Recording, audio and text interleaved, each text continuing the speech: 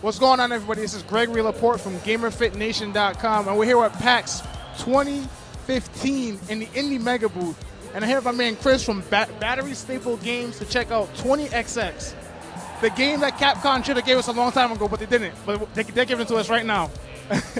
All right, but you know, all jokes aside, you know, this is a very good game. It's cool. You know, I'm enjoying it.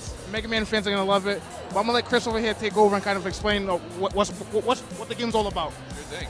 20XDX is basically co-op roguelike Mega Man X, so classic Mega Man game feel because, you know, we wanted more Mega Man 2. We're really sick of Capcom not making anything with it, except, you know, remixed with some more modern flourishes, like all the random level generation, random powers, random everything, permanent death every time you play. It's just a fresh set of levels and full co-op. So, you know, we just really wanted you to be able to play it with your buddy if you want, and now you can. So now, I noticed the characters and everybody's is very kind of like, you know, what's the word I'm looking for? Kind of, you know, influenced by Mega Man. So, you know, how did you guys come up with the idea? Are you guys Mega Man fans? Would you guys want a game like that? You were mad at Capcom. Like, how did that influence you guys to make this? So my story is pretty simple. You know, I went to college for computer science as a programmer. I worked for a telecom company for 5 years. That's boring. I worked in cybersecurity for a year or two. That's really boring. I figured I was going to take a shot at making my own game before I was, you know, settled down with a wife and kids and all that, could take the risk. And I've always been a huge Mega Man fan, and I feel like infinitely replayable Mega Man is an awesome idea. And on top of that, being able to play it with your friends is even more awesome. So here we are. Now, everybody here in the Indie Mega Booth, they're all indie companies making wonderful games. You know, how do you differ from them, and how are you trying to, like, become the best indie company that you guys can be?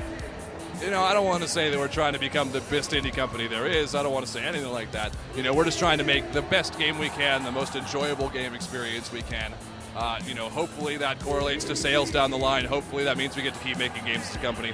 We're just trying to make this one individual experience the best thing we possibly can and hope the rest follows.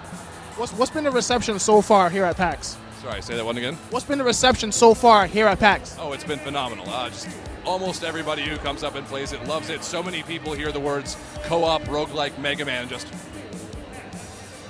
I have to play this right now. That happens a lot. That happens more than you'd think. It's been really great. Now, is this just local co-op, or is it online co-op as well? Right now in this build today, it's only local co-op. It'll be online before the game's release. It's very much an it'll be done when it's done sort of thing, but we'll probably be done in about 6 months. And well before then, the online co-op will be back in. Now, what platforms is it going to be available on? Just Steam, or is it coming to consoles as well? Just PC first via Steam.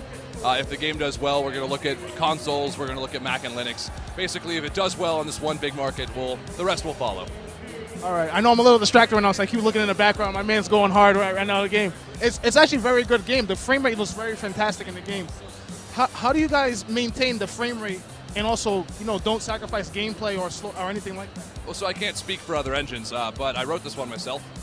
So I have the ability to fine-tune every individual thing the game engine is doing just to suit my purposes best. Whatever my game needs to do best, I can do that because I wrote it myself. I have access to all the source, all that good stuff.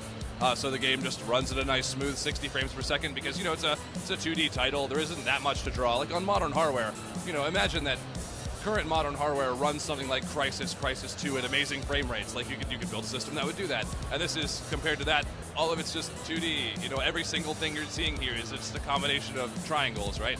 It's much simpler, and the engine's able to handle it. And now, my last question is, you know, the gaming industry nowadays, we see a lot of AAA titles. You know, they release with tons of glitches, huge patches. Why is that so? Why is that happening so frequently? You know, it's a lot of things. In some cases, you have, this is a very deep and thorny question. Summarize it as best as you can. And to tread carefully, there are a number of reasons that a glitch might make it to production. It's possible for every studio. It's possible for little indie guys as well. You just don't hear about it anywhere near as much because when you know that somebody has spent hundreds of millions of dollars developing a game, there's so much more scrutiny on it. There's so many more eyes. And anytime you take something developed by a small to medium-sized team, and then all of a sudden you put millions of eyes in front of it, people are always going to see things that you couldn't have found with whatever team you had. It's always going to happen. I do think it's really sad when games are released with like seriously game-breaking stuff.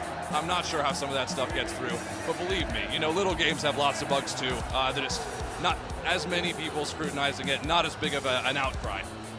And when can we see 20XX release?